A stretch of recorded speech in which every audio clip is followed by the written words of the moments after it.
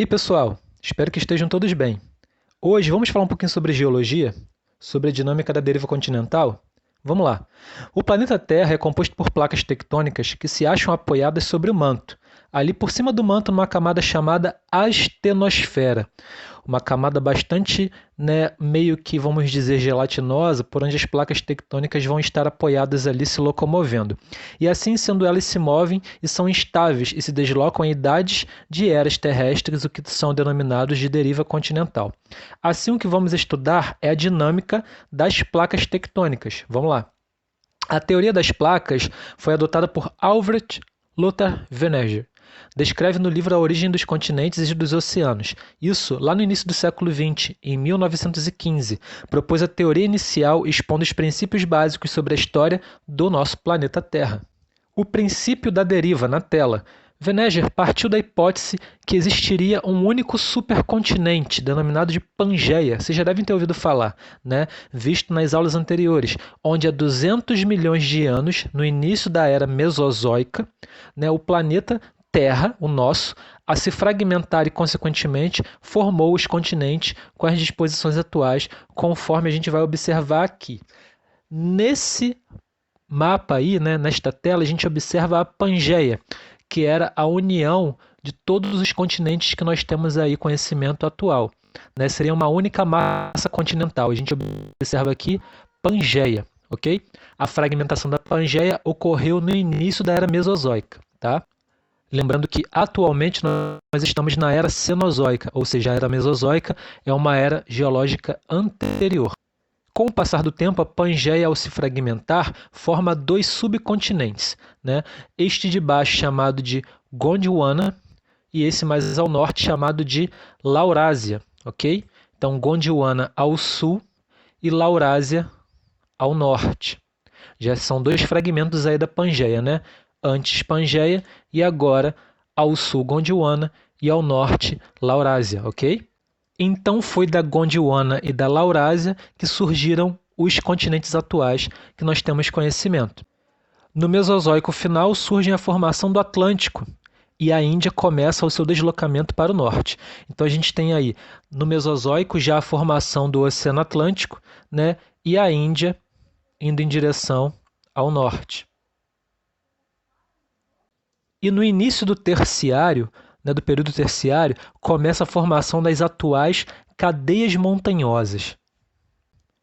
E nos meados da era terciária surge a América Central e o mar Mediterrâneo começa a se estreitar. Então aqui a gente tem a América Central, ok? E aqui o mar Mediterrâneo que começa a ficar cada vez mais estreito. Sabemos que o mar Mediterrâneo hoje é um mar interior, Existe aí uma pequenininha passagem pelo Estreito de Gibraltar, onde ele terá contato aqui com o norte do Oceano Atlântico, ok? Então, isso acontece aqui na era terciária.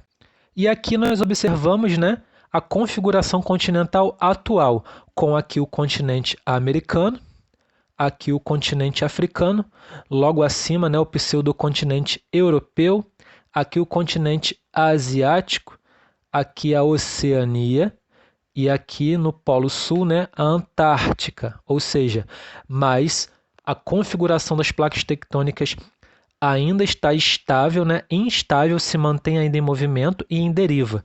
Então, essa configuração atual, ela ainda tende a se modificar com o passar dos anos, dos muitos e muitos anos, na verdade. Ok?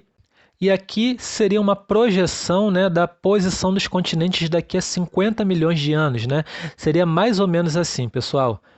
A África cada vez mais se chocando com a Europa e a Ásia.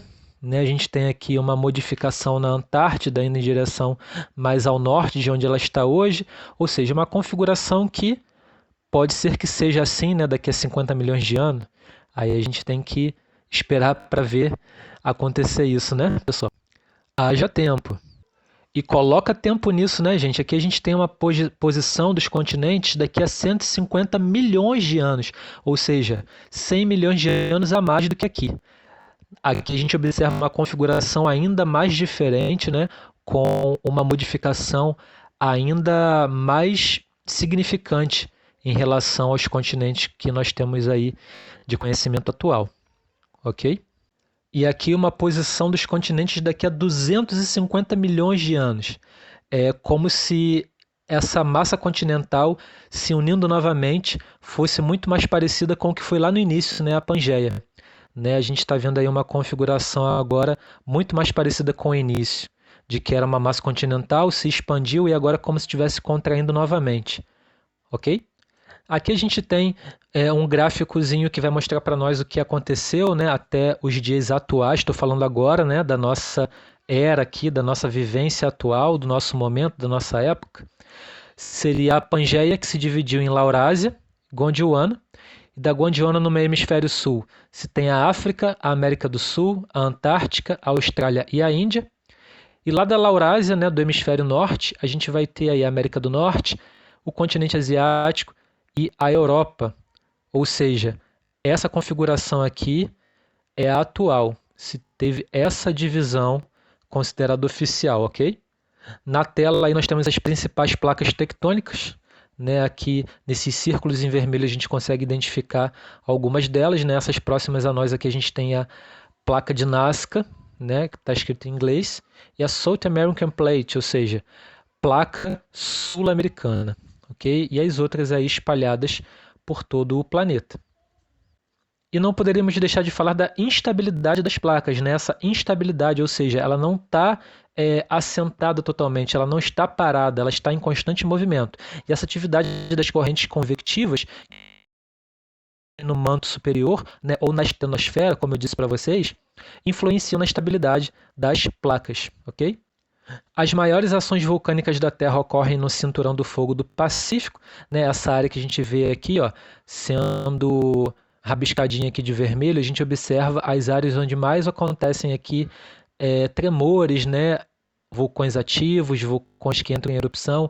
A gente vai ter na região chamada Cinturão do Fogo do Pacífico, né? Do Oceano Pacífico, essa área aqui que envolve o Oceano Pacífico, ok? Com ilhas vulcânicas, vulcões dentro do continente também, em países aqui que estão sendo referidos.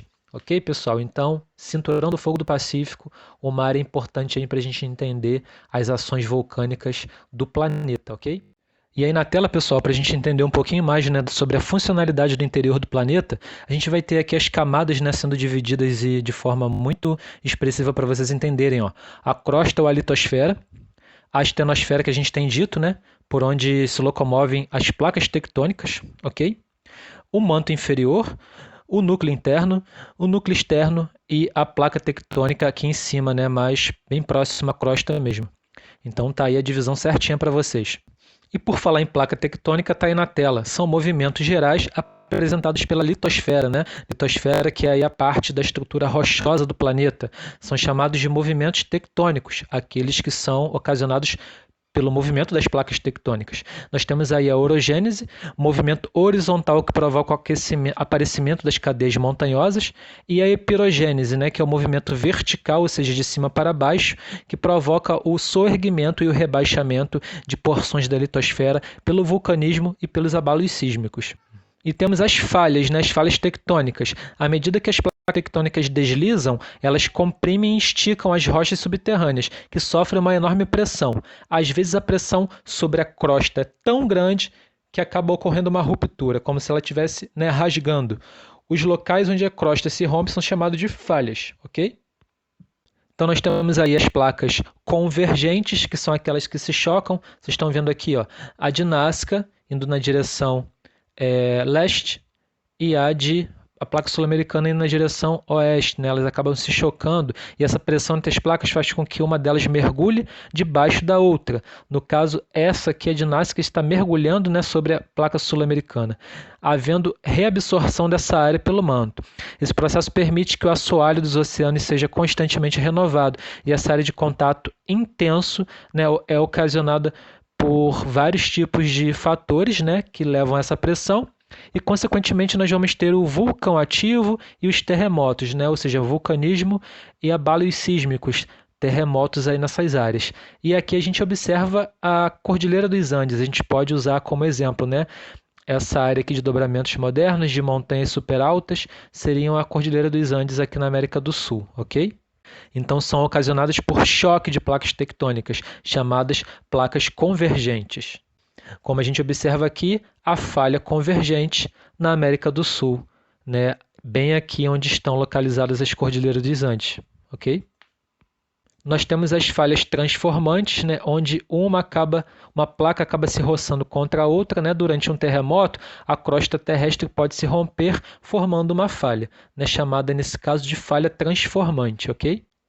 E elas são criadas por duas placas que deslizam uma ao lado da outra, né, ocasionando aquele atrito ali, que acumula muita tensão que pode ocasionar terremotos destruidores, né? A gente tem aqui a área de atrito, né, entre as duas placas que estão ali, uma se deslizando, né, em direção oposta à outra, e é nessa área aqui que com certeza serão ocasionados os dos mais fortes terremotos, ok?